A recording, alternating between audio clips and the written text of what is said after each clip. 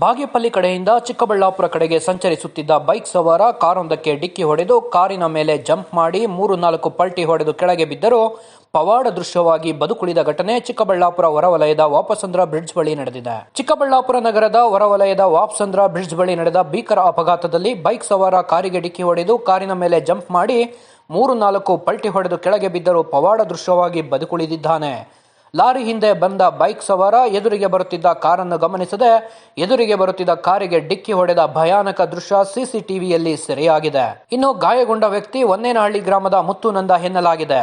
ಆಂಧ್ರ ಪ್ರದೇಶದಿಂದ ಏರ್ಪೋರ್ಟ್ಗೆ ಹೋಗುತ್ತಿದ್ದ ಸುಬ್ರಹ್ಮಣಿ ಎಂಬುವರ ಕಾರಿಗೆ ಡಿಕ್ಕಿ ಹೊಡೆದ ರಭಸಕ್ಕೆ ಕಾರಿನ ಮುಂಭಾಗ సంపూర్ణ జఖంಗೊಂಡಿದೆ.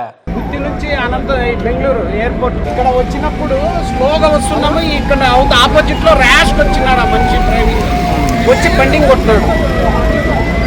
మేము బ్రేక్ వేసుకున్నాం కూడా ఇట్లా సమస్యలు రాకపో. ఎక్కడ పోతా ఉంటారు? బెంగళూరుకి ఎయిర్పోర్ట్ కి.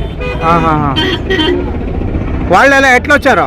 తాగి పరిగెత్తి వచ్చినాడు. ఇది స్పీడ్కి వచ్చినాడు. తాగినాడో ఏమో తెలియదు కానీ చాలా ఓవర్ ಸ್ಪೀಡ್ వచ్చి ಇಂಜನ್ ಬೈಲಿపోయింది. ಇನ್ನು ಅಪಘಾತವಾದ ಕೂಡಲೇ ಕಿಲೋಮೀಟರ್ ಗಟ್ಟಲೆ ಟ್ರಾಫಿಕ್ ಜಾಮ್ ಆದ ಹಿನ್ನೆಲೆ ಚಿಕ್ಕಬಳ್ಳಾಪುರ ಸಂಚಾರಿ ಪೊಲೀಸ್ ಠಾಣಾ ಎಸ್ಐ ಮಂಜುಳಾ ಸ್ಥಳಕ್ಕೆ ಧಾವಿಸಿ ಸಂಚಾರವನ್ನ ತಿಳಿಗೊಳಿಸಿದರು. ಪ್ರಕರಣ ದಾಖಲಿಸಿಕೊಂಡು ಮುಂದಿನ ಕ್ರಮ ಕೈಗೊಂಡಿದ್ದಾರೆ.